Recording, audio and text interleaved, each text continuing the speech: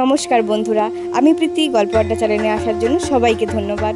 আজ আমি তোমাদেরকে বলবো 2024-এর দুর্গাপূজা কবে থেকে শুরু হবে। প্রতিটা বছর অপেক্ষা করি এই দুর্গাপূজার 5টি দিনের জন্য, আবার অনেকে তো মহালয়া থেকেই শুরু হয়ে যায়। মাঠঘাট কাশফুল দিয়ে ভরা ও চারিদিকে শিউলি ফুলের গন্ধ মম করছে, সেই অনুভূতিটা কাউকে বোঝানো যাবে না। বাঙালির সবচেয়ে বড় উৎসব হলো দুর্গাপূজা। তোমরা কি জানো দুর্গাপূজার আর মাত্র 85 দিন বাকি আছে।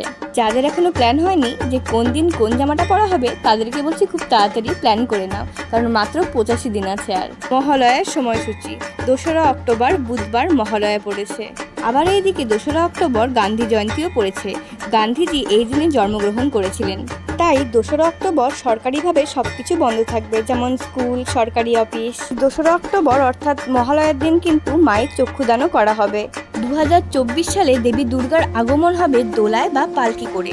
শাস্ত্র অনুযায়ী মহামারী, ভূমিকম্প, খরা, যুদ্ধ, অতিমৃত্যু লক্ষ্য করা যাবে। আপনাদের এই ব্যাপারে কি মনে হয় অবশ্যই কমেন্ট করবেন। আর এরকমই ইনফরমেশন ভিডিও পেতে হলে এই চ্যানেলটিকে সাবস্ক্রাইব করে দিবেন। আপনাদের রেসপন্সে আমার নেক্সট ভিডিও বানাতে সাহায্য করবে।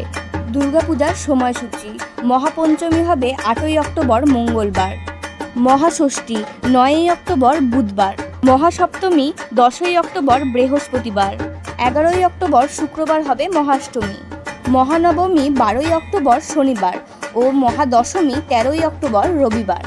মহাদশমীতে কিন্তু বৃষ্টি হওয়ার সম্ভাবনা আছে। যেহেতু 2024-এ দেবী দুর্গার আগমন হবে দোলায় বা পালকি করে, তার জন্য এরকম একটা বৃষ্টিপাতের আশঙ্কা কিন্তু দেখা যাচ্ছে। তাহলে 2024 সালে 9 অক্টোবর থেকে 13ই অক্টোবর পর্যন্ত থাকবে দুর্গাপূজা।